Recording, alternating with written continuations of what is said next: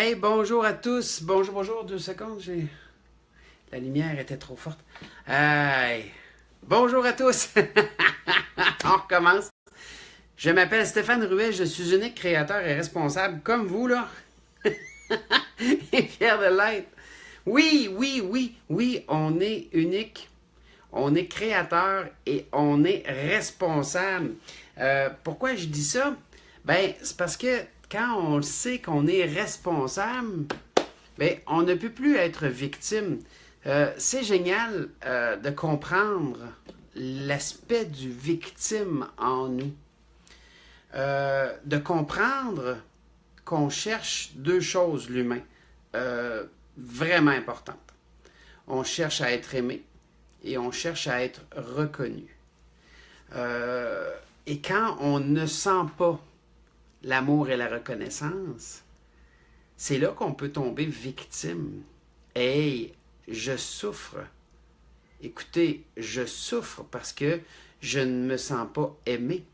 Je souffre parce que je me sens rejeté, que je me sens trahi. Je souffre parce que ma blonde me trahit. Exemple, OK?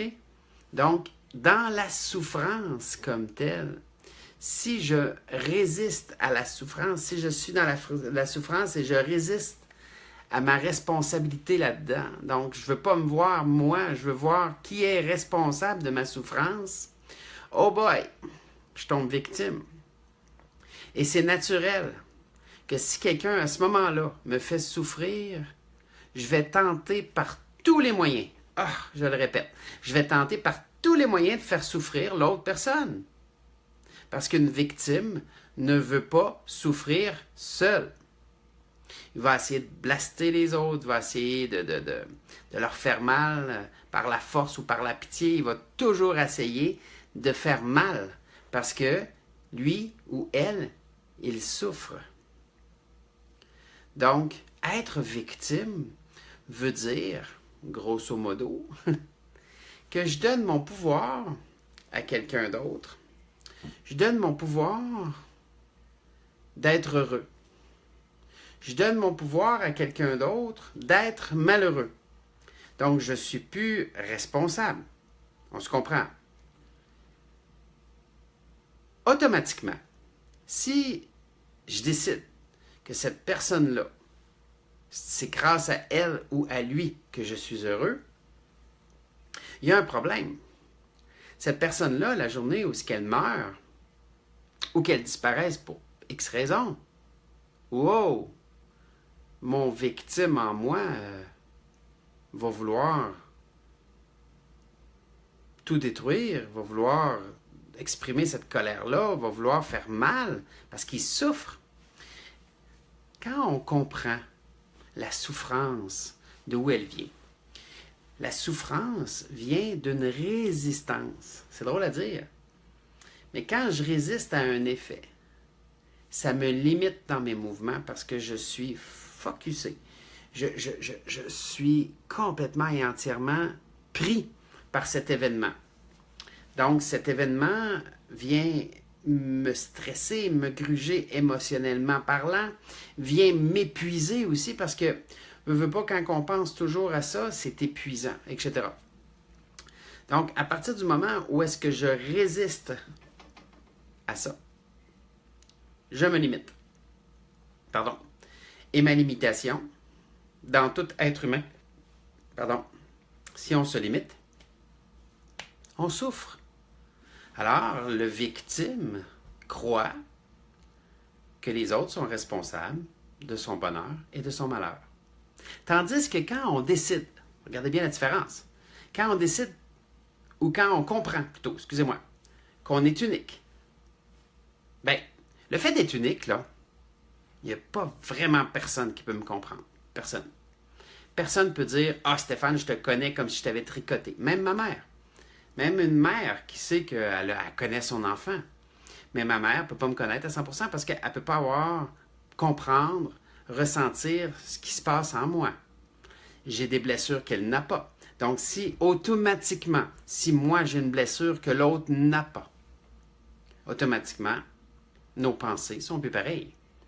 Parce que quand un événement m'arrive, selon ma pensée, je vais réagir d'une façon complètement différente. Donc, on est unique. On est créateur. Parce qu'en étant unique, vu qu'il n'y a personne qui peut manger à ma place, il n'y a personne qui peut boire à ma place non plus. Il n'y a personne qui peut le faire pour moi. Il n'y a personne qui peut dormir pour moi. Donc, je suis obligé d'être créateur. Je suis obligé d'aller travailler.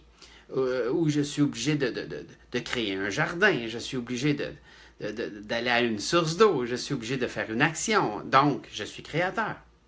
Parce que si moi, je ne me nourris pas, moi, je vais finir par mourir de manque d'énergie, de nourriture. Une nourriture qui se transforme en énergie. Je vais finir par en manquer.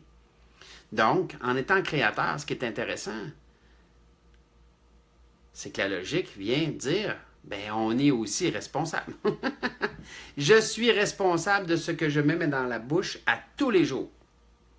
Si je bois du Pepsi comme je le fais des fois, OK, il y en a du monde qui vont dire, t'en fais souvent. OK, bon. Si je bois du Pepsi, qui n'est pas bon pour moi, si je mange du McDo, qui n'est pas bon pour moi, et si je mange que ça, et que je bois que ça, mon corps va finir par répondre à mon malaise, c'est sûr. Il va finir par avoir des malaises, c'est normal. Mais il faut comprendre que je suis responsable. Ça veut dire que si moi, je suis responsable de ce que je me mets dans la bouche, je suis aussi responsable de tout ce que je vis. C'est tellement extraordinaire. Ça a été le plus beau cadeau de ma vie, de comprendre qu'aujourd'hui, je suis responsable de moi à 100%. C'est-à-dire que peu importe la personne qui tente de me blesser, je suis responsable de la vision que j'ai là-dessus. C'est-à-dire que si la personne me dit quelque chose qui me blesse, c'est moi qui ai acheté ce qu'elle a dit. Parce qu'il y a encore un petit Stéphane qui souffre encore de ce qu'elle a dit, que j'ai omis d'accueillir. Donc, je me suis déresponsabilisé un jour. Je n'ai pas fait face à une situation. Cette situation-là est devenue critique pour moi. Je l'ai repoussée. Je l'ai renfoncée au plus profond de moi. J'ai fait l'aveugle devant cette situation-là, mais cette situation-là existe encore. Elle va revenir me hanter à travers des gens, des situations, des choses, tant et aussi longtemps que je ne leur ai pas fait face. Donc, je ne suis pas victime de rien ici. J'ai juste procrastiné. J'ai juste pas fait face. Donc, c'est ça qui est plaisant de comprendre. Je ne suis pas une victime.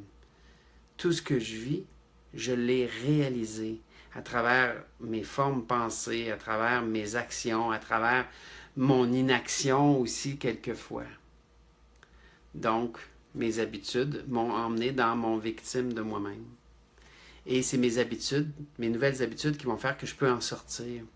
Nouvelle habitude de changer, exemple, le Pepsi en de l'eau pétillante avec un fruit dedans ou un agrume dedans, qui pourrait me permettre de juste changer quelques petites données qui feraient que ça serait moins nocif pour mon corps.